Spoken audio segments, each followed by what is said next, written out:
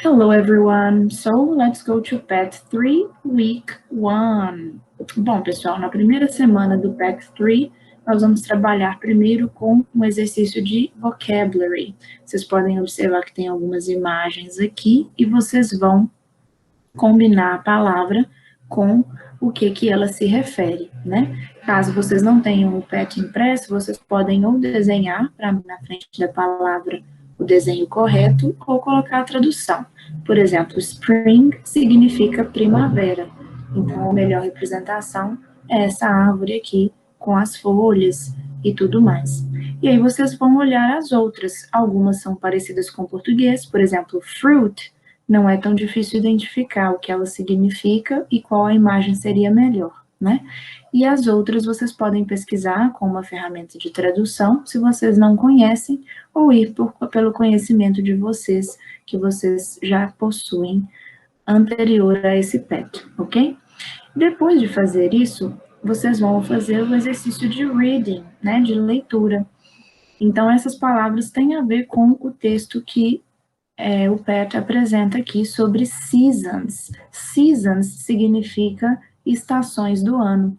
Então, nós temos aqui algumas informações sobre as 4 estações do ano, que nós temos spring, que é primavera, summer, que é o verão, autumn, que é o outono, e winter, que é inverno.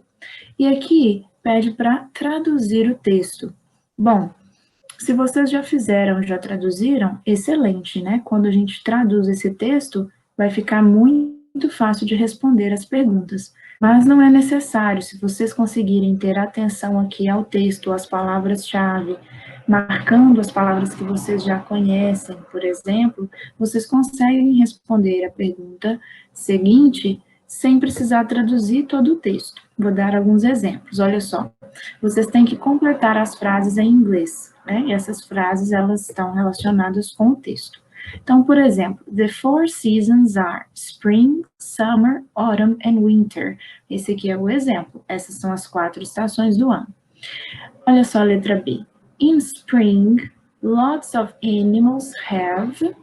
Então, nós estamos falando de algo que tem a ver com spring, que é a primavera, né? Então, a informação para essa frase está aqui, né? E aí nós estamos falando dos animals. Então, vocês podem procurar aqui, né? Onde nós estamos falando de animals, olha lá, animals have, e vocês vão completar com o que está lá, olha lá, have their babies. Então, muitos animais têm os seus filhotes na primavera. Então, vocês vão completar em inglês mesmo. Summer begins in, in the north. Então, a gente pode procurar aqui em summer. Olha lá, summer begins on the longest day of year in the north. Então, quando que o verão começa? No hemisfério norte.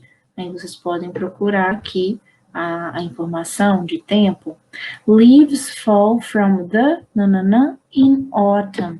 A gente pode ir em autumn e procurar aqui, olha, leaves fall from the, e aí o complemento. Então, vocês podem tentar fazer dessa maneira, ou, claro, vocês podem, né, traduzir o texto e traduzir as frases, e aí vocês vão conseguir completar também com muita facilidade. Aí vocês podem escolher a melhor maneira e a melhor estratégia para vocês. E aí, qualquer dúvida, caso vocês não estejam encontrando, eu posso ajudar também, ok? E aí vem a number 3, pedindo para vocês responderem em inglês com a sua própria opinião. Então, aí nós temos algumas perguntas, olha, what was the most interesting fact about seasons? Então, depois de entender um pouco mais sobre esse texto, né, que nós estamos falando das características de cada estação, aqui nós temos alguns fun facts, né, alguns fatos, algumas curiosidades sobre as estações. Então, eu recomendo que vocês traduzam ou entendam esses 3 tópicos aqui, e aí vocês podem escolher qual foi o mais interesting para vocês, o fato mais interessante sobre as estações do ano.